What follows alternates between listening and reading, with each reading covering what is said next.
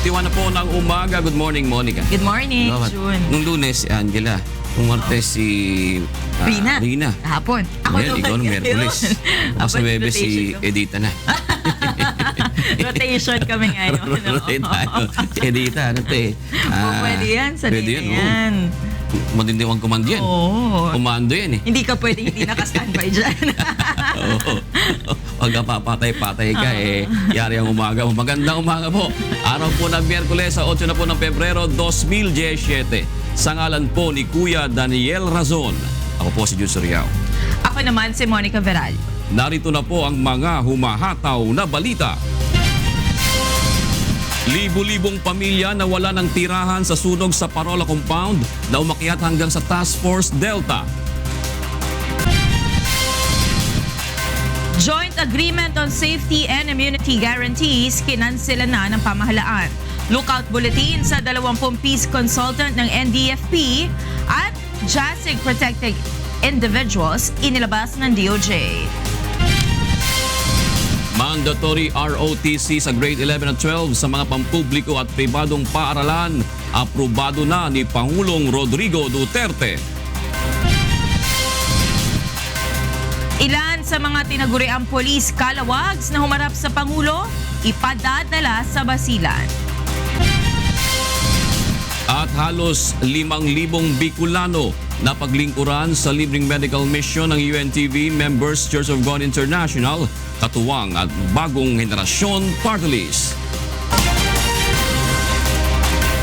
Sa detalye po ng mga balita, nagpadala na ng liham si Presidential Peace Advisor Secretary Jesus Doresa kina Communist Party of the Philippines o CPP founder at NDF Chief Political Consultant Jose Maria Joma Sison at NDF Panel Chairperson Fidel Agawili na nagsasaad ng termination ng Joint Agreement on Safety and Immunity Guarantees o JASIG. Ito ay alinsunod sa kautusan ni Pangulong Rodrigo Duterte kasunod ng pagpapatigil nito sa ongoing peace talks. Kapag hindi na epektibo ang JASIG, maaari nang arestuhin ang mga pansamantalang pinalayang peace consultants at mga kasamahan nito.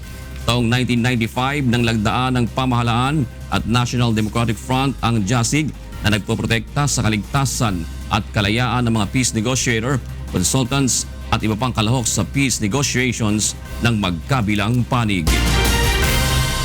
Balik kulungan na si Ariel Arbitrario, ang isa sa mga peace consultant ng National Democratic Front na naaresto noong isang araw sa Davao City. Narito ang hataw na balita ni Victor Cosare. Pasado alas 9 ng umaga nang ibinyahe patungong Compostela Valley Provincial Rehabilitation Center si Ariel Arbitrario, ang isa sa mga peace consultant ng National Democratic Front na nahuli sa isang checkpoint sa Davao City. Kasunod ito ng paglalabas ng commitment order ng Regional Trial Court Branch 3 sa Compostela Valley na nag-aatas sa pulisya na ibalik sa naturang kulungan si Arbitrario. Bukod sa mga tauhan ng Criminal Investigation and Detection Group, isang team ng mga sundalo din ang kasamang naghatid kay Arbitrario sa dating piitan nito. Subalit iginigiit ng NDFP Peace Consultant na iligal ang muling pagpapakulong sa kanya at nakatakda nila itong questionin sa korte. Pinagtataka nga namin bakit may commitment order na wala pa namang revocation noon sa latest order ng court na i-release kami on bail, no? Sinailalim naman sa inquest proceedings si Roderick Mamuyak, ang miyembro ng kilusang Mayo 1 na kasamang inaresto ni Arbitrario. Si Mamuyak ang itinuturong si alias Coco, isang liaison officer ng New People's Army na subject ng isang arrest warrant sa kasong murder. Naalarma naman ang KMU sa ginagawaan niyang harassment ng mga otoridad sa mga miyembro ng Makabayan Group. Like Roderick Mamuyak, talagang pwede lang nila na makakuha ng warrant of arrest na kahit hindi sa iyo yung pangalan, alias lang, pwede ka nang i-detain, pwede ka nang arestuhin. Kaya alarming para sa mga progresibong grupo. Patuloy na umaasa si Arbitrario na maipagpapatuloy pa rin ang usapang pangkapayapaan sa kabila ng naging pahayag ng Pangulo. Lalo't maganda na ang naging takbo nito sa nakalipas na 6 na buwan sa ilalim ng kasalukuyang administrasyon. Victor Cosare, UNTV News and Rescue, Tagum City, Davao del Norte. Nagdeklara na ng all-out war ang militar laban sa New People's Army kasunod ng pagpapatigil sa usapang pangkapayapaan ng pamahalaan at rebeldeng komunista. Narito ang hataw na balita ni Rosalie Cos. Tinatayang nasa 5,000 puwersa ng New People's Army at armed component ng Communist Party of the Philippines ang subject ngayon ng law enforcement operation ng Armed Forces of the Philippines. Sinabi ni Defense Secretary Delfin Lorenzana na tutugisin nila ang mga ito sa abot ng kanilang kakayahan upang hindi na magpatuloy pa sa kanilang mga illegal na gawain. They are considered by the President already as terrorists. We also consider them as terrorists. TPA will threaten those businessmen and also get money. That's extortion. So we will hunt them down. Nilinaw naman ni Secretary Lorenzana na hindi pa sila nag-uumpisa sa pagtugis sa mga ito dahil uunahin muna ng pamahalaan ang pag-aresto sa mga National Democratic Front consultant na pansamantalang pinalaya sa bilangguan dahil sa peace negotiations. We are just following the order of the President na pag dumating sila rito, pag nakita sila, they will be arrested. That's why I've talked to Secretary Doresa. Sabi ko, kung pwede yung mga nandyan, they will turn themselves in so that they will be treated accordingly na hindi yung habol-habulin sila. Wala namang ideya ang kalihim kung nasa bansa na lahat ang 21 NDFP consultants na pinalaya sa kondisyon ng peace talks, kabilang na ang mag-asawang Benito at Wilma Tiamson. Itinatanggi rin ito na militar ang nananabutahe upang wag maisulong ang usapang pangkapayapaan ng pamahalaan at makakaliwang grupo. Samantala, ilang kaanak naman ng political leader at mga biktima ng human rights violations ang umapela sa Pangulong Duterte sa Malacanang na wag tuluyang ibasura ang peace talks. Rosalie Cos, UNTV News and Rescue, Malacanang. Nagsimula na maghanda ang Armed Forces of the Philippines para sa idineklarang all-out war operation laban sa New People's Army. Ayon kay AFP Public Affairs Office Chief Colonel Edgard Arevalo, focused military operations ang kanilang gagawin laban sa rebeldeng grupo. This, much as it was called all-out war, we are going to be surgical, we're going to be deliberate, these operations will be planned. What we are targeting are only those members of the New People's Army who would not want peace to prosper. Samantala, nananatili naman anya silang bukas sa mga nagnanais na magbalik loob sa pamahalaan. Nasa 7 miyembro na ng NPA ang sumuko at 2 ang naaresto simula nitong Enero. Wala namang idinakla o itinakdang deadline si AFP Chief of Staff General Eduardo Año sa pagsugpo sa NPA. Sa kabila ng inilunsad na all-out war sa NPA, hindi naman pababayaan ng militar ang opensiba at pagtugis laban sa mga bandidong Abu Sayyaf Group. 5 hinihinalang miyembro ng ASG ang nasawi habang isa naman ang naaresto ng militar sa panibagong engkwentro sa Sulu kahapon. Narito ang hataw na balita ni Dante Amento. Nagkasagupa ang mga tauhan ng Philippine Marines, AFP Joint Task Force Sulu at Abu Sayyaf Group na pinamumunuan ni Sub-Leader Alhabsi Misaya sa sitio Talok-Talok, Kapwal Island sa Sulu. Isa ang nahuli at 5 ang kumpirmadong nasawi sa panig ng ASG habang wala namang casualty sa tropa ng pamahalaan. 7 high-powered firearms naman ang na-recover ng mga sundalo sa pinangyarihan ng bakbakan. Isa ito sa naging target ng ating Philippine Marines or ating Task Force Sulu. So, yun nga, gaya ng nabanggit ko, it was successful. Maayos yung intelligence gathering nila at naibigay yung specific area ng target. Ayon kay Captain Joanne Pettinglay, ang tagapagsalita ng AFP Western Mindanao Command, ginamit nila ang air assets ng militar at naglagay na rin ng blockade sa palibot ng isla para mahuli ang mga tumatakas na ASG members. Inaasahang dadalhin sa Camp General Bautista sa Busbus, Sulu ang mga na-recover na bangkay habang iti-turn over naman sa pulisya ang naarestong miyembro ng ASG. Sa ngayon ay patuloy ang pursuit operations ng AFP laban sa ASG. Alinsunod sa direktiba ni Pangulong Duterte na puksain ang mga teroristang grupo sa Mindanao sa loob ng 6 na buwan. Ang presidente natin ay nagbigay ng kautusan, ng no-let-up operation against the Abu Sayyaf Group. So, sige-sige yung ating operation sa ngayon. Dante Amento, UNTV News and Rescue, Zamboanga City. Inihahanda na ng Bureau of Customs ang kaso laban sa may-ari ng nasa 20 million pesos na halaga ng mga peking gadget na mula sa China. Narito ang hataw na balita ni Aiko Miguel. Binuksan na ng mga opisyal ng Bureau of Customs ang mga kahon mula sa China na dumating sa Pilipinas noong January 12 at nakapangalan sa consignee na Autumn Way. Laman ng mga ito ang tinatayang 400 peking iPhones, 100 peking Samsung cellphones, peking power banks, ilan pang cellphone gadgets at vape cigarettes. Mga fake iPhones, nakita natin siya, nakakonceal siya sa styrofoam, mga styro boxes siya. Tapos yung mga boxes mismo ng iPhone, nakita naman natin sa bandang dulo. Tapos yung mga charger, nakasiksik sa mga iba't ibang mga boxes din doon. Mayroon din itong kasamang spare parts at mga pyesa sa panggawa o pangbuo ng cellphones. Sa taya ng Intellectual Property Rights Division o IPRD ng Bureau of Customs, nagkakahalaga ang mga ito ng 20 milyong piso. Bago pa man dumating sa bansa ang kargamento ay nakaantabay na sila sa Manila International Container Port upang makumpiska ang mga kahon. We have placed this shipment under surveillance for a week kasi we got a derogatory information na yung container may mga lamang fake na mga cellphones. Ayon sa BOC, kahina-hinala ang laman ng mga kahon dahil ang nakadeklarang laman ng mga ito ay office supplies, office equipment at furnitures. Sa ngayon ay inihahanda na ng ahensya ang mga kasong isasampa sa consignee, broker at importer ng smuggled gadgets. Automatic seizure to kasi may misdeclaration dito. We'll file the necessary admin charges against the broker and in the importer, against the importer, criminal to, smuggling na to, bale. Ilan pang intelligence reports ang bine-verify ng BOC kaugnay sa umano'y paparating pang kargamento sa bansa na naglalaman ng iba-ibang smuggled items. Kaya naman patuloy ang kanilang pagbabantay upang matiyak na walang makakapuslit at maibenta sa merkado. Aiko Miguel, UNTV News and Rescue, Bureau of Customs. Libu-libong pamilya ang nawala ng tahanan sa sunog na sumiklab sa Parola Compound sa Maynila kagabi. May hataw na balita si Asher Kadapan live. Yes, Asher, good morning. Yes, good morning, June. Mabilis na kumalat ang apoy sa mga nasusunog na bahay sa Parola Compound sa May Tondo, Maynila na nag-umpisa umano bandang alas 8 kagabi.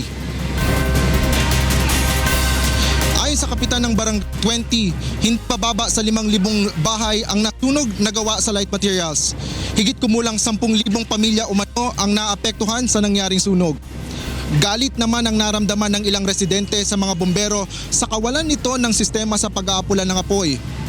Ayon sa Bureau of Fire Protection, umabot ang sunog sa Task Force Delta. Wala pa namang naiulat na casualty at hanggang sa ngayon ay patuloy pa rin inaapula ang sunog. June, inaalam pa rin ng mga otoridad ang kabuuan o kung magkano ang kabuuang pinsala ng nangyayaring sunog. Balik sa iyo, June. Maraming salamat, Asher Kadapan. Nagulatan live mula sa Maynila. Samantala, narito naman ang mga balita sa labas ng bansa na ihahatid sa atin ni Angela Lagunzan.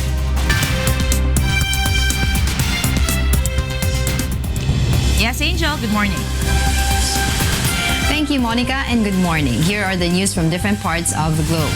At least 20 people were killed and 38 injured in a bomb blast outside the Supreme Court in Afghanistan's capital, Kabul, in what appears to be the latest in a series of attacks on the judiciary. The police say an apparent suicide bomber targeted Supreme Court employees leaving their offices at the end of the working day. There was no immediate claim of responsibility for the attack.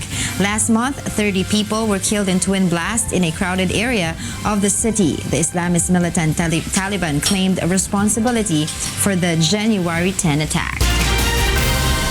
Amateur video shows a fire tornado forming during a bushfire near Exmouth Gulf in Western Australia.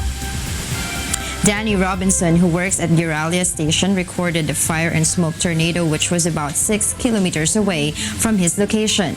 Robinson says the upward forces of the fire tornado have managed to rip and tear shrubs completely out of the ground. He adds the flames have reached 60 feet high and lasted for 10 minutes.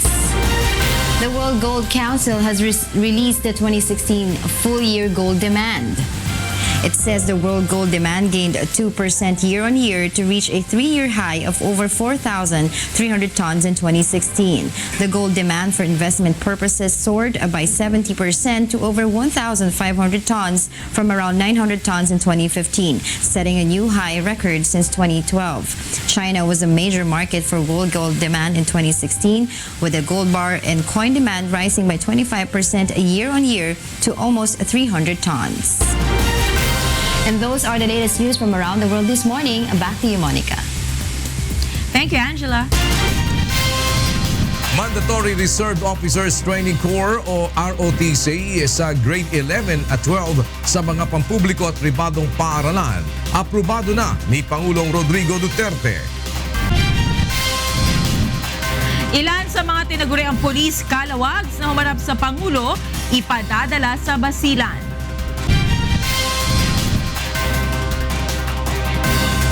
Halaga ng nickel sa pandaigdigang merkado tumaas dahil sa pagpapasara at suspensyon ng ilang mining operations sa bansa.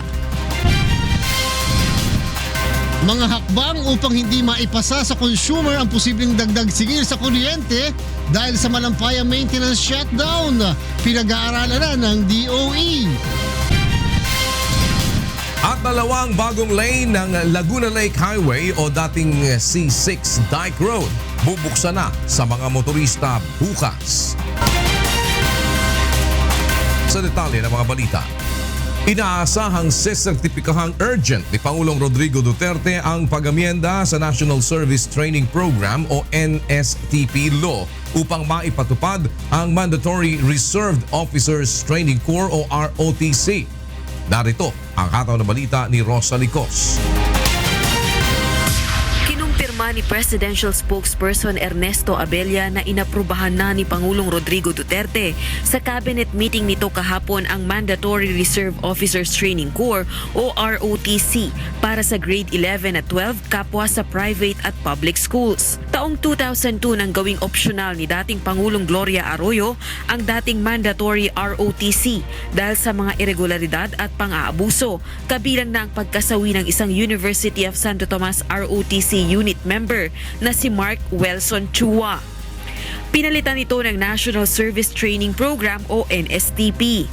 Sa Facebook post naman ni Agriculture Secretary Emmanuel Piñol, sinabi nitong naging masusi ang talakayan ng gabinete sa issue bago ito tuluyang aprubahan ng Pangulo.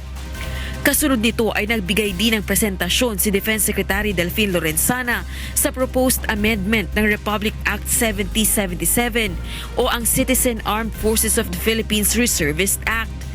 Bago maipatupad ang mandatory ROTC, kinakailangan muna itong amyendahan gayon din ang NSTP Law.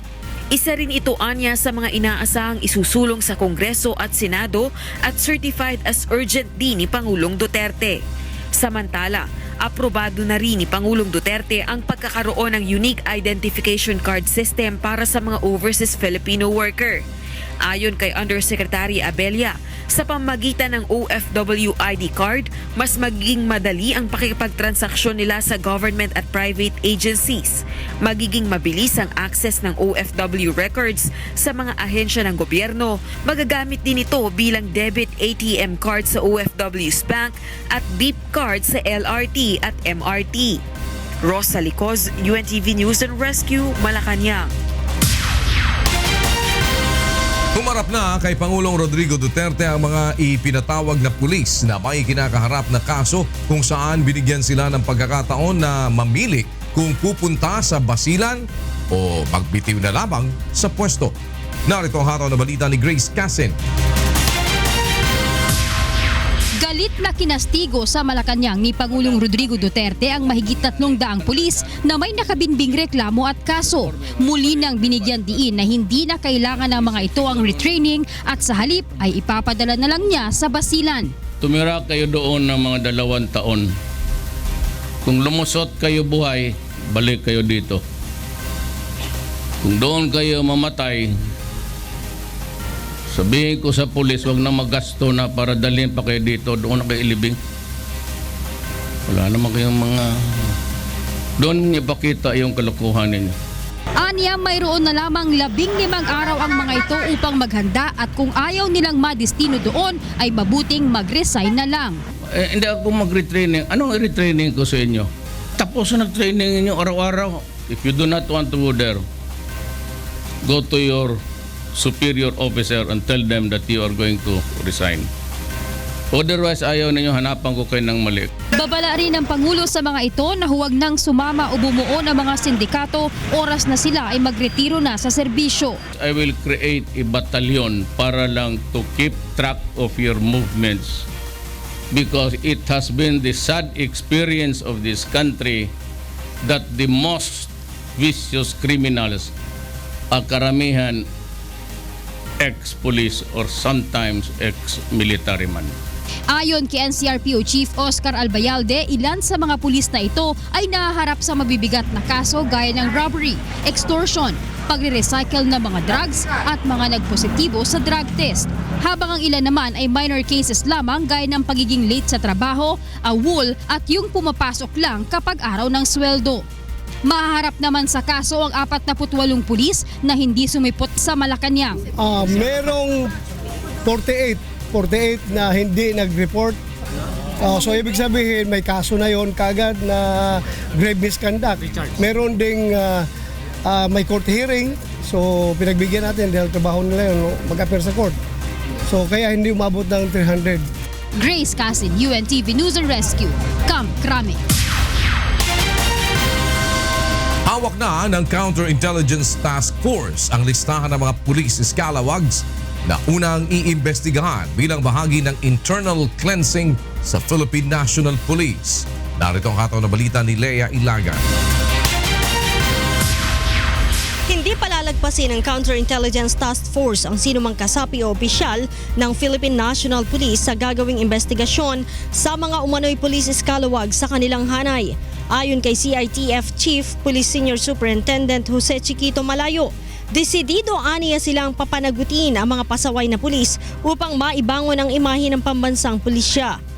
We are law enforcers. We are catering yung violators of the law. Tumanggi naman ang opisyal na pangalanan ang mga kabilang sa hawak nilang listahan, subalit ang mga ito aniya ay may mabibigat na violations at reklamo. We'll be working on those lists. That's why we'll be categorizing and prioritizing those reports. But that will be validated before we'll conduct the proper operation. Inumpisahan na rin aniya niyang pulungin ang mga tauhan na magsasagawa ng counter-check sa bawat sumbong at reklamong matatanggap. Meron na kami mga 70, but more are coming. More are coming at nagre-recruit po kami na iba pang personnel at inaayos po ang pag-vet sa kanila. Nagkaroon ng background investigation. Kumpiyansa naman si Malayo na walang bahid na anomalya o kaso ang mga miyembro ng CITF dahil isa aniya ito sa kanilang requirement bago mapabilang sa grupong naatasang maglilinis sa organisasyon. Sa kasalukuyan ay mayroon ng 50 reklamo na natanggap ang CITF sa pamamagitan ng text messages at 3 walk-in mula nang ilunsad ang kanilang hotline. Lea Ilagan, UNTV News and Rescue, Camp Crame. Hihingi ng tulong sa Counterintelligence Task Force ng Philippine National Police sa mga kaanak na lalaking umano'y pinatay ng pulis sa Pampanga upang mabigyan ng katarungan ang sinapit ng biktima. Narito ang hataw na balita ni Joshua Antonio. Hindi pa rin matanggap ng pamilya Marin na pinayagang makalaya matapos magpiyansa ang pulis na umano'y bumaril at pumatay sa kanilang anak na si Jeron sa City of San Fernando, Pampanga noong January 21. Napatay si Jeron matapos umanong makainitan ng grupo ni PO2 Marimar Dizon habang nagiinuman sa isang restaurant. Batay sa CCTV footage, paalis na sina Jeron sakay ng motorsiklo nang habulin at bugbugin ng grupo ni Dizon. Binaril pa umano ng pulis sa 2 hita si Jeron sa harap ng 6 na taong gulang nitong anak at 2 pinsan na kasama niya nang mangyari ang insidente. Isinugod pa sa ospital si Jeron, subalit idineklara itong patay dahil nawalan na ng maraming dugo ng tama ng bala ang malaking ugat nito sa hita. Hindi pa ako nakapagpunbuhan eh. Masakit talagang, masakit ang ginawa ng pulis na yung sobrang sakit hanggang ngayon. Ang concern ko talaga, yung hustisya makamit namin para sa asawa ko. Dahil walang ginawang masama ang asawa ko. Nagdulot rin umano ng trauma sa kanilang anak ang nasaksiyan nitong pagpatay sa kanyang ama at natatakot kapag nakakita ng pulis. Kaya dinadala ko siya sa psychologist ngayon. Hindi siya makapag-aral. Sumisigaw gabi-gabi. Kasi kitang-kita niya nung binaril yung papa niya. Plano ngayon ng pamilya Marin na dumulog sa Counterintelligence Task Force ng Philippine National Police para mabigyan ng hustisya ang sinapit ng biktima. Sinubukan namin kunan ng panig ng Pampanga Provincial Police Office kaugnay ng pagkakasangkot sa kaso ng isa nilang tauhan, ngunit wala pa silang ibinibigay na sagot. Joshua Antonio, UNTV News and Rescue, Pampanga. Tumaas naman ang presyo ng nickel sa global market ilang araw matapos ipasuspindi at ipasara ni DENR Secretary Gina Lopez ang operasyon ng ilang minahan sa bansa. Narito ang hataw na balita ni Marge Navarro. Batay sa tala ng London Metal Exchange, ang halaga ng nickel delivery sa susunod na 3 buwan ay tumaas mula $250 bawat tonelada hanggang sa aabot sa $10,500 bawat tonelada. Kasunod ito ng utos ni DENR Secretary Gina Lopez na ipasara at suspindihin ang operasyon ng mahigit sa 20 minahan, maging ang pinakamalaking gold mine sa bansa dahil sa pinsalang idinudulot nito sa kalikasan, lalo na sa mga ilog at watersheds. The mining law says in very specific terms you should not endanger and sacrifice the well-being of present and future generations. When you nuke our rivers and streams and you silt it and you kill our farmlands. Ang Pilipinas ang isa sa pinakamalalaking producers ng unprocessed nickel ore at siyang pinanggagalingan ng 8% ng nickel supply sa mundo. Pilipinas rin ang major supplier ng nickel ore sa China na pangunahing materyales na ginagamit nito sa paggawa ng nickel pig iron o ang mas murang alternatibo sa refined nickel. Sa kabila nito, patuloy na naninindigan si Secretary Lopez na hindi niya babaguhin ang kanyang desisyon at iginiit na ang Pilipinas ay unfit for mining. Kawalan rin anya ng hustisya sa susunod na henerasyon kung magpapatuloy ang mga minahan sa pagsira sa kalikasan. Every time you put up a tailing pond, you're putting our country at risk because one day you're gonna leave. And then what happens to us? I'll be so blatant to say the Philippines is unfit for mining. Marge Navarro, UNTV News and Rescue, Philippines. Gagamitin ng Chamber of Mines ang Executive Order on Freedom of Information ni Pangulong Rodrigo Duterte upang obligahin ang Department of Environment and Natural Resources na ilabas ang detalyadong resulta ng audit sa mga minahan sa bansa. Naritong hataw na balita ni Ray Pelayo. Gagamitin na ng Chamber of Mines ang kapangyarihan ng Executive Order No. 2 na nilagdaan ni Pangulong Rodrigo Duterte noong Hulyo 2016. Ang kautosang ito ay naglalayong gawing transparent at bigyan ng akses ang publiko sa mga transaksyon ng pamahalaan sa pamamagitan ng Freedom of Information. Ayon sa Chamber of Mines, hanggang ngayon ay wala pa rin silang natatanggap na kautusan o kopya ng resulta ng mining audit na isinagawa ng DENR. Noong February 2 ay inanunsyo ng DENR ang pagsasara sa operasyon ng 23 minahan sa bansa habang 5 naman ang sinuspindi. Nais malaman ng grupo ang naging basihan ng desisyon ni DENR Secretary Gina Lopez. Primarily to find out what were the reasons for the suspensions and closures. We have to get that data because as of now we don't have any information regarding the reasons why. In fact, what we have heard is the MGB have their own decisions and recommendations, but these were not entirely followed. Sa ilalim ng executive order, bibigyan ng 10 hanggang 35 araw ang mga ahensya ng pamahalaan upang asikasuhin ang request. Ang hindi makatutupad dito ay papatawan ng administrative charges. Nanawagan na rin sa Pangulo ang grupo ng mga minahan sa bansa na bosisiin ang naging desisyon ng DENR.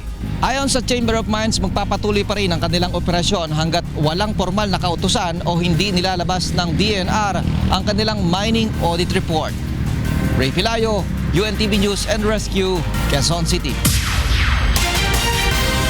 Pinag-aaralan ngayon ng Department of Energy ang iba't ibang paraan upang huwag nang maipasa o maipasa sa mga consumer ng Meralco ang nakaambang dagdag singil sa kuryente bunsod ng malampayang maintenance shutdown. Narito ang hatol na balita ni Joan Nano. Mayroon ang nakaambang dagdag singil sa kuryente sa susunod na buwan bunsod ng Malampaya maintenance shutdown na nagsimula noong January 28 at matatapos sa February 16. Sa pagtaya ng Meralco, nasa 1 pesos and 44 centavos kada kilowatt hour ang madaragdag na singil sa kanilang mga customer sa oras na matapos na ang shutdown. Nangangahulugan ito na nasa 288 hanggang 720 pesos na dagdag bayarin sa monthly bill ng Meralco customers. Muli namang nagpaalala ang Meralco sa publiko na magtipid at bantayan ang paggamit ng appliances upang maiwasan ang paglaki ng bayarin sa kuryente. Medyo wala kang control sa supply at gayon din sa presyo. Ang magagawa mong control is yung sa paggamit mo ng sarili mong mga kagamitan. Sa ngayon ay patuloy na pinag-aaralan ng Department of Energy ang mga paraan upang hindi na maging mabigat sa mga consumer ang nakaambang dagdag singil sa kuryente. Kabilang narito ang pagre-review sa ilang kontrata ng power supply agreement at patuloy na pakikipag-ugnayan sa Energy Regulatory Commission hinggil sa kung papaano hahatiin ang dagdag singil na hindi masyadong magiging mabigat sa mga consumer. Pinapatingnan din ni Secretary Cusi kung paano natin mapoproteksyonan yung customer, yung consumer na hindi niya mapasan yung increase sa presyo. Pinapa-review yung kontrata ngayon kung merong party along the chain na pwedeng magpasa nito at hindi yung customer. Samantala, nagkaroon naman ng unscheduled maintenance shutdown ang Sual Power Plant noong Lunes matapos na mag-leak ang isa sa mga tubo nito. Agad namang nagpadala ng kanilang mga tauhan ng DOE sa naturang planta upang alamin at pag-aralan ang sitwasyon doon. Ngunit sa kabila ng nangyaring aberya, ayon sa DOE ay sapat pa rin ang supply ng kuryente at wala namang inaasahang brownout. Joan Nano, UNTV News and Rescue, Department of Energy. Mariing itinanggi ni Energy Regulatory Commission Chairman Jose Vicente Salazar na ang maanumalyang mga transaksyon sa ahensya ang nagtulak kay Bids and Awards Committee Head Francisco Villar Jr. para magpakamatay noong November 2016. Narito ang hatol na balita ni Nel Maribuhok. Humarap sa joint investigation ng House Committee on Good Government and Public Accountability at Committee on Energy ang mga opisyal ng Energy Regulatory Commission kaugnay ng pagpapakamatay ng dating Director at Chief ng Bids and Awards Committee ng ERC na si Francisco Villa Jr. noong November 2016. Tinalakay sa pagdinigan nilalaman ng 3 suicide notes ni Villa, partikular na ang umano'y pandaraya sa bid selection process ni ERC Chief Jose Vincent Salazar at pagpabor sa audio-visual presentation project ng isang Luis Morelos. Sa kabila ito ng failed bidding sa proyektong may budget lamang noon na 300,000 pesos. Inamin naman ni Chairman Salazar na kaibigan niya si Morelos, ngunit itinanggi niyang nakialam siya sa bidding process. Iginiit rin niya na dumaan sa konsultasyon ng kasunduang bigyan si Morelos ng 50,000 pesos kada buwan bilang consultant na kalaunan ay hindi rin natuloy dahil sa ilang usapin. That arrangement was actually suggested to us by the Bids and Awards Committee, so we accepted it. Inihayag naman ni ERC Commissioner Josefina Asirit na sinubukan siyang kausapin ni Chairman Salazar upang pigilan ang internal investigation kaugnay ng pagkamatay ni Villa. But with respect to the ability of the chair to have influenced us or to have stopped us from making an inquiry, yes, there was such an incident when the chair was already on leave. Depensa naman ng ERC Chief, because an internal inquiry would be self-serving. Naglabas rin ng hinanakit sa pagdinig ang iba pang commissioner dahil sa mga batikos na kanilang natatanggap hinggil sa umano'y korupsyon sa ahensya. Afterwards, there was a cloud of distrust in the commission. Why am I saying this? There is some conflict of interest in the fact that the chairman is at the same time the CEO of the ERC. If I were the head of an institution and this type of allegations are hurled to us, the first obligation is to protect my other commissioners because they had nothing to do with it. Una nang binatikos ni Pangulong Rodrigo Duterte ang ahensya at hiniling ang pagbibitiw ng mga matataas na opisyal nito. Sa susunod na linggo ay itutuloy ng 2 komite ang investigasyon sa issue sa ERC. Nel Maribuhok, UNTV News and Rescue, House of Representatives. Good news naman po para sa mga motorista, mga kasambahay. Bubuksan na po bukas ng Department of Public Works and Highways ang Phase 1 ng Laguna Lake Highway o ang dating C6 Dike Road. Maaari namang daanan ng mga motorista dalawang bagong lane mula sa Napindan hanggang ML Quezon sa Taguig City. Sa pamamagitan nito, inaasahang mas luluwag ang trapiko sa EDSA at C5. Inaasahan din na mula sa dating 1 oras ay mas mapapababa pa sa 30 minuto ang biyahe mula Taytay Rizal hanggang sa Bikutan. At para naman sa mga balita sa labas ng bansa, ihahatid sa atin ni Angela Lagunzal. Go ahead, Angel. Hi again, Monica, and thank you. Here are the news from different parts of the globe. Brazil's President Michel Temer has ordered 200 troops to the southeastern state of Espírito Santo, where a police strike in recent days sparked a wave of violence. Around 75 people have died in Espírito Santo after police stopped working because of the pay dispute. Since then, thieves and other criminals appear to run rampant, particularly in state capital Vitória and its suburbs. Residents are frustrated and scared at the lack of security. State officials who argue they have no resources to raise wages have already replaced the police commander. They say they will not renew negotiations with officers until they return to work.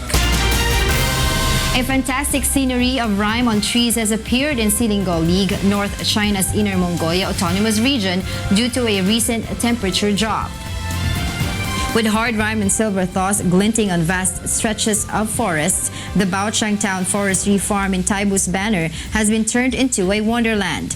Rime, or shugua in Chinese, refers to crystal-like verglasses hanging from trees. These are formed by water droplets of fog frozen on trees or surface of other objects in freezing temperature.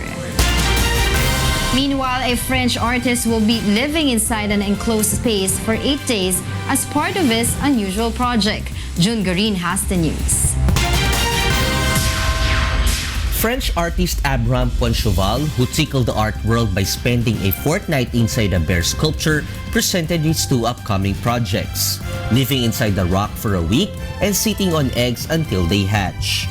Poincheval will live in a body-shaped slot carved out from a limestone rock from February 22 to March 1, eating stewed fruit and purees in a stone equipped with an air vent as well as a personal items such as a logbook.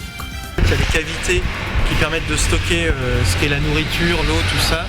Et après, la pierre, en fait, une fois dedans, elle se refermera, comme ça. Et du coup, j'y resterai pendant une semaine. Poincheval says he hopes to explore varying concepts of time for different species and natural objects in his performances. He uses the physical spaces in which he encloses himself to escape human time and undertake an inner journey. C'est d'expérimenter ce temps du minéral à l'intérieur de la pierre. C'est un moment de porosité, c'est-à-dire qu'il y a ma respiration, il y a la pierre qui vit, qui est encore humide parce qu'elle a été extraite il n'y a pas si longtemps que ça de la carrière. Donc du coup, il y a ce flux, il y a ce va-et-vient entre moi et elle. His next feature will be to mimic a hen by incubating eggs until they hatch. En fait, par ma propre chaleur, grosso modo, je me transforme en poule. Poincheval has already spent a week in a hole underneath a bookshop in Marseille and was buried under the square in front of 2 Town Hall for 8 days. June Garin, UNTV News and Rescue, Paris, France. And those are the latest news from around the world this morning. Back to you, Monica. Thank you, Angela. Para sa mga karagdagang balita, bumisita lamang po sa aming website, untvweb.com. Narito naman ang mga balitang dapat abangan sa ikatlong paghataw ng mga balita. Joint Agreement on Safety and Immunity Guarantees o JASIG, kinansela na ng pamahalaan. Mga peace consultant, pababayang magdesisyon ng NDFP kung susuko o hindi sa pamahalaan. Immigration Lookout Bulletin laban sa 20 NDF peace consultants at JASIG protected individuals inilabas ng Department of Justice. Mga bansang kabilang sa travel ban list ni US President Donald Trump hindi na madaragdagan ayon sa Homeland Security. At halos 5,000 Bicolano na tulungan sa libreng medical mission ng UNTV at members, Church of God International kasama ang bagong Henerasyon Party List. Sa detalye ng mga balita, natanggap na ng National Democratic Front of the Philippines ang liham mula sa pamahalaan na nagsasaad ng kanselasyon sa Joint Agreement on Safety and Immunity Guarantees o JASIG na nagbibigay proteksyon sa mga peace consultant at iba pang kalahok sa peace talks. Ayon kay NDF Chief Peace Negotiator Fidel Agkawili, hindi nila aatasan ang mga pinalayang consultant na sumuko at sa halip ay pababayaan ng bawat isa sa mga ito na magdesisyon. Narito ang hataw na balita ni Mirasol Abogadil. Kinansela na ng pamahalaan ang Joint Agreement on Safety and Immunity Guarantees o JASIG. Taong 1995 nang lagdaan ng pamahalaan at National Democratic Front ang JASIG na nagpaprotekta sa kaligtasan at kalayaan ng mga peace negotiator, consultants at iba pang kalahok sa peace negotiations ng magkabilang panig. Sa ipinadalang liham ni Presidential Peace Advisor Secretary Jesus Dores sa kina-Communist Party of the Philippines o CPP founder at NDF Chief Political Consultant Jose Maria Jo Masison at NDF Panel Chairperson Fidel Agkawili, ang JASIG termination ay alinsunod sa kautusan ni Pangulong Rodrigo Duterte kasunod ng pagpapatigil nito sa ongoing peace talks. We intend to acknowledge it soon, yes.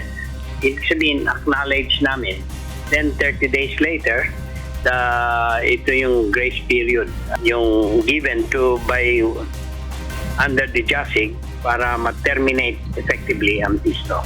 Kapag hindi na epektibo ang JASIG, maaari nang arestuhin ang mga pansamantalang pinalayang peace consultants at mga kasamahan nito. Bibigyan naman ng kalayaan ng NDFP ang kanilang mga consultant na magdesisyon kung susuko o hindi sa pamahalaan. Kanya-kanyang desisyon yan. Kung yung iba ay dahil sa matanda na ay ayaw na, hindi na nila kayang mag-go o mag-ano, then ano yun, maunawaan naman yan kung sila ay gusto nilang bumalik sa bilangguan. Yung mga iba naman na may kakayanan pa, kanya-kanya, individual decision yan. Wala kaming i-instruct sa kanila.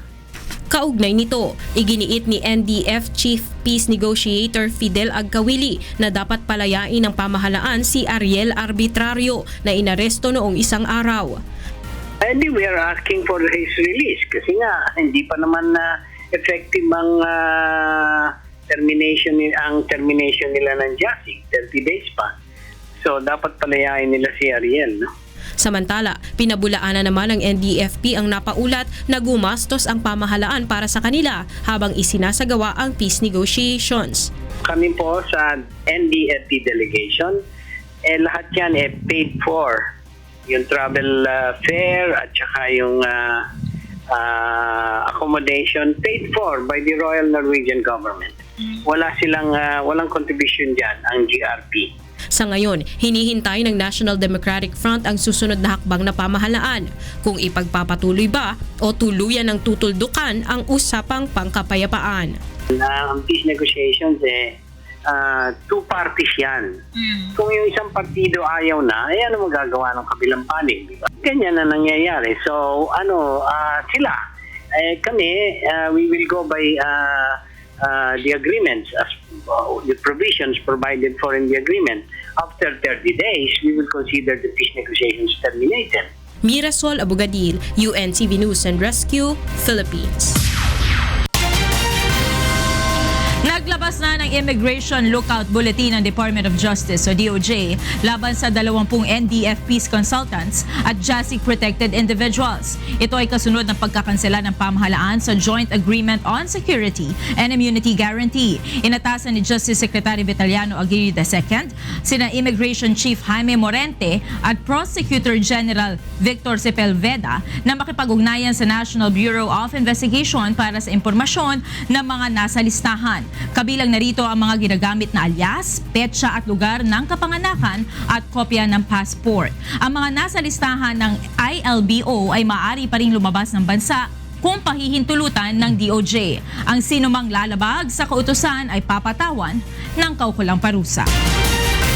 Inihayag naman ng Armed Forces of the Philippines na maaaring sinamantala ng New People's Army ang peace negotiations ng pamahalaan at National Democratic Front upang makapag-recruit ng kanilang miyembro. Posibleng ginawa ito ng NPA rebels habang ipinatutupad na magkabilang panig ang unilateral ceasefire.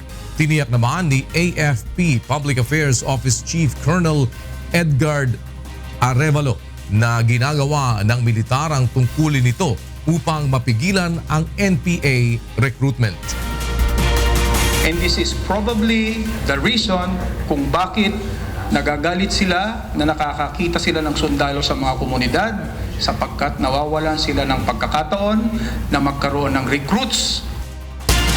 Iba pa ang mga balita sa iba't ibang panig ng ating bansa mula naman sa Davao City. Hatid sa atin ni Victor Cosare ang ating balitang prompting.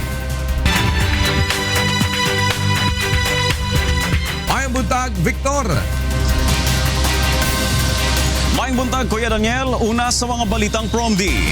Gilansad sa Philippine National Police ang Oplan Bakbak sa Bacolod City sa tinguha nga makatabang kini sa pagsangka sa krimen sa Dakbayan. Sila Lane Moreno sa detalye. Bangod sa padayon nga pagtaas ang kagrabe sang krimen sa Bacolod City, 120 ka mga pulis ang gindeploy sang City Police Office agud ipatuman ang Oplan Bakbak o Bacolod Batok sa krimen. Tuyo sang programa nga ini nga matap na ang krimen, ilabi na gid ang mga street crimes, kapareho sang pagpangawat kag pagpaniro. Mga street crimes and all other crimes for that matter na kayang ma-monitor ng... Duha ka pulis ang gindistino sa lugar nga madamo sang tawo, ilabi na gid sa mga masako nga mga inoras, kung sa diin kalabanan nagakatabo ang krimen. 3 ka beses ang shifting sang masobra, isa kagatos nga pulis, agud masiguro nga may nakabantay sa mga delikado nga lugar. Magalunsar man sila sang mobile checkpoints, foot and beat patrol, kabulig ang mga tinawo sa barangay. We will study also and assess the prevailing situations, especially the trending of crimes. Then we will deploy them. Lane Moreno, UNTV Balita kag Rescue, Bacolod City. Gitun-ana sa City Peace and Order Council sa Dakbayan sa Cagayan de Oro ang pagbutang og military detachment sa duha ka barangay sa syudad. Tungod kini sa nadawat nila nga impormasyon nga adunay mga armadong lalaki ang mag-adtuan sa maong mga dapit. Kinahanglan usab nga andam ang lokal nga kagamhanan sa terrorism attack, ilabi na nga duol lamang sa syudad ang Bukidnon nga iladong NPA infested area, pati ang Misamis Oriental ug Lanao del Sur. Subay niini gisiguro sa 4th Infantry Division sa Philippine Army nga nakabase sa Cagayan de Oro City nga andam sila sa posibleng pag-atake sa mga rebelding NPA. Ani ang tipik sa pahayag ni Captain Patrick Martinez, ang tigpamaba sa 4th Infantry Division sa Philippine Army. Of course, rest assured na once we conduct our operation, that will be in consonance with the in compliance with our law. So once we pursue the NPAs, alam po natin maraming maapektuhan. Ngayon na nakikita natin na ganun yung guidance si President. Gidasig sa Committee on Agriculture and Food sa Senado ang mga mag-uuma nga himuong tourist farm ang ilang umahan aron madugangan ang ilang abot. Si Randy Forastero sa balita. Hinihikayat ni Senate Committee on Agriculture and Food Chairman Senator Cynthia Villar ang mga magsasaka na suportahan ang pagpapalakas ng farm tourism sa bansa. Ayon kay Senator Villar, malaking tulong hindi lamang sa pagpapaunlad ng turismo kundi karagdagang kita para sa mga magsasaka.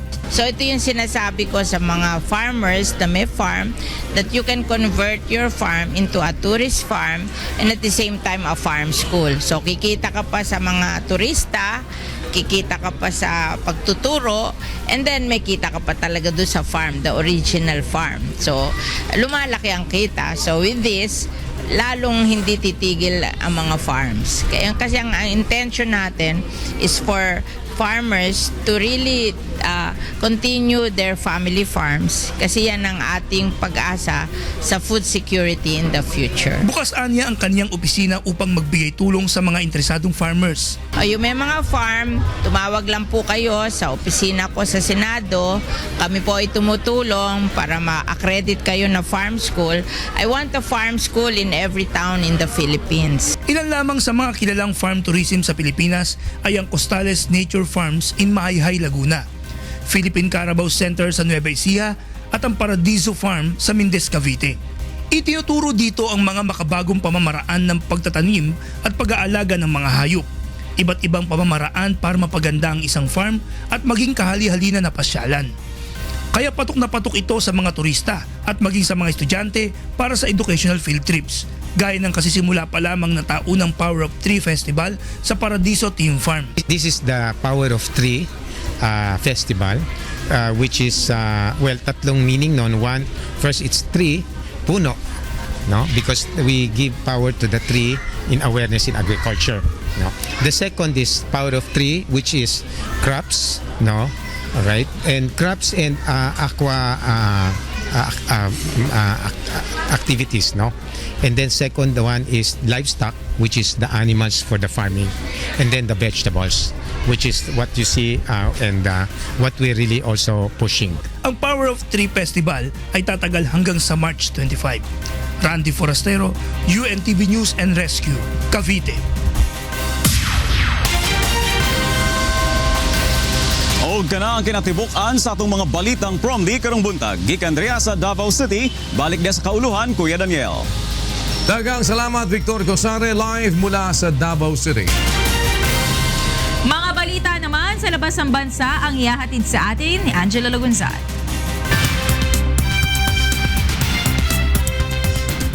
Hi again, Angel.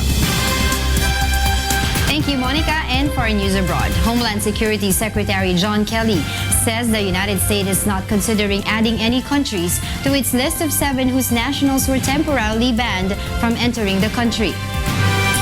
This in response to reports that the Trump administration has plans to add 12 countries to the travel ban list. Trump's immigration order puts a 90-day bar on citizens from Iran, Iraq, Libya, Somalia, Sudan, Syria, and Yemen, and a 120-day halt to all refugees.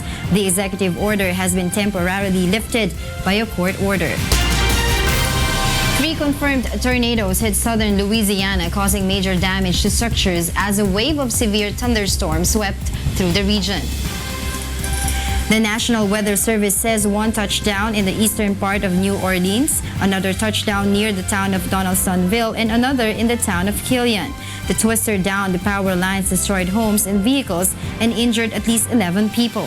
Tornado watches covered large parts of Louisiana and Mississippi. In other news, former U.S. President Barack Obama is trying some new water sports that the Hawaii native had to miss out on for safety reasons while serving in the White House. Obama, whose 8 years as president ended last month, has learned to kiteboard while vacationing on a Caribbean island with British billionaire Richard Branson. Kiteboarding is an increasingly popular sport in which people ride aboard while holding onto a kite.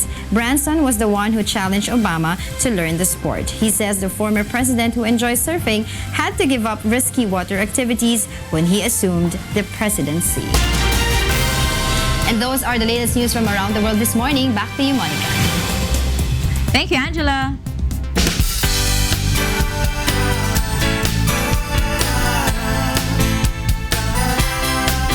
Halos 5,000 mga mahihirap nating kababayan sa 3 bayan sa Bicol Region ang natulungan sa isinagawang libreng medical mission ng UNTV, Members Church of God International at Bagong Henerasyon Party List.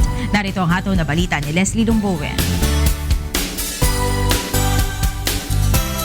Mga lalawigan ng Catanduanes at Albay ay kabilang sa mga pinakamalubhang na apektuhan ng Bagyong Nina noong Disyembre ng nakaraang taon. Nasa 200,000 pamilya ang nawalan ng tirahan dahil sa hagupit ng bagyo. Hindi lamang ang pangkabuhayan ng mga ito ang naapektuhan, kundi maging ang kanilang mga kalusugan. Kaya naman ang matanggap ang liham mula sa ilang mga lokal na opisyal na humihingi ng karagdagang ayuda, hindi nagdalawang isip ang UNTV at agad na nagpadala ng tulong sa mga kababayan nating Bicolano.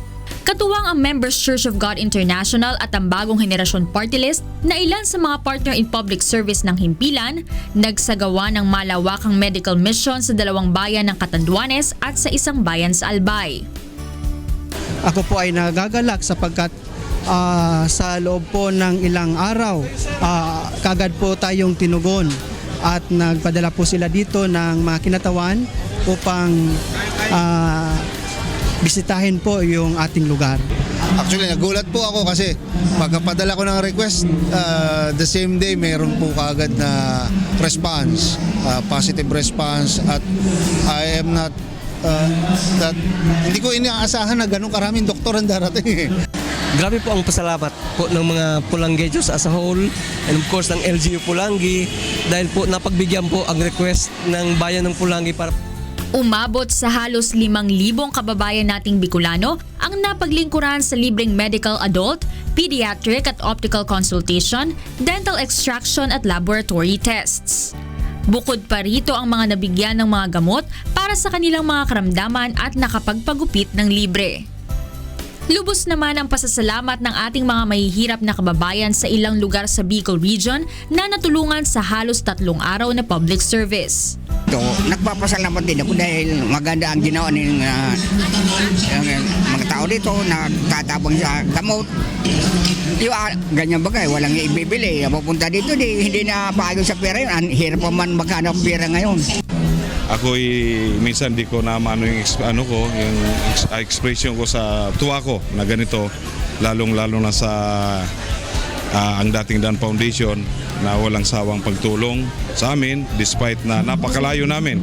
Islang Catanduanes, nandito. Malaking tulong po na kung saan po na kami po ay nanandaanan pa lang ng Typhoon Nina na kumbaga ang mga moral po ng aming mga kababayan ay medyo mababa. Samantala, maliban sa libreng medical mission, nagkaloob din ng UNTV, MCGI at ang Bagong Henerasyon Party List ng mga relief goods sa isang barangay sa Virac, Catanduanes bilang tugon sa kahilingan ng mga lokal na opisyal sa lugar. Ang gawaing ito ay natutunan natin, iminulat sa atin ni Brother Eli at ni Kuya Daniel na every time na tayo may chance na makagawa ng mabuti sa kapwa, lalo na doon sa mga nangangailangan kagaya nito na talaga namang medyo kapos sa kanilang kabuhayan, isang bagay na ikinagagalak ng ating pusong marating sila nang walang anumang kapalit. Kasama ang Bicol News Team, Leslie Lombowen para sa Serbisyong Kasangbahay.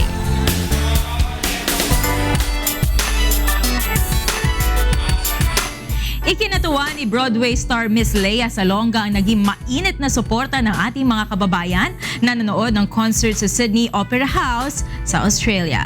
Narito ang hataw na balita ni Nina Bascon. Nagdaos ng konsyerto nitong weekend sa Sydney Opera House, Australia ang actress at world-class singer na si Lea Salonga. Sa isang eksklusibong panayam sa UNTV News, ibinahagi niya ang kanyang kagalakan sa mainit na suporta ng ating mga kababayan sa kanyang musical concert. It was a really great crowd and so it felt like a really wonderful interaction, and they laughed at jokes, they really responded to the music that we were playing, and by the very end with the second encore, people were up on their feet and just dancing and singing. And kasamang nagtanghal ni Lea ang Sydney Symphony Orchestra at ang kanyang kapatid na musical director at conductor na si Gerard Salonga. It's very nice, and it's sulit ang bayan, and then I wish more song. Magaling pa rin siya hanggang ngayon, magaling yung mga kanta niya. 11 years na kami dito, ngayon lang kami nakapanood ng concert niya. Ibinahagi rin ng Broadway actress ang kanyang pananaw sa kanyang career at nagbigay rin ng payo sa mga nais magtagumpay sa larangan ng performing arts. that is the best thing that any performer, actor, actress could ever hope to achieve. That you look at everything with, not being too serious about everything and having a sense of humor and not taking things too seriously. Then that's probably the biggest achievement of my entire career, that I can laugh at everything. Matapos ang Opera House concert, pinaghahandaan naman ngayon ng aktres ang nalalapit niyang birthday concert sa Pilipinas. At bilang isang Pilipino, proud si Lea sa bagong henerasyon na nagpapakita ng mga talento, lalo na sa larangan ng pag-awit. So I'm proudest of other people's achievements when I see another generation of performers, like younger than myself, that are doing extremely well and who proudly say that they're Filipino. Muli rin nagpasalamat si Lea sa mga taong walang sawang sumusuporta sa kanya. Nina Bascon, UNTV News and Rescue, Melbourne, Australia. Para sa sa iba pang humahataw na balita, bumisita lamang po sa aming website, ang untvweb.com. At yan po ang mga hataw na balita ngayong araw ng Miyerkules, February 8, 2017. Susunod na ang programang Bawal ang Pikon. Get it straight with Daniel Razon.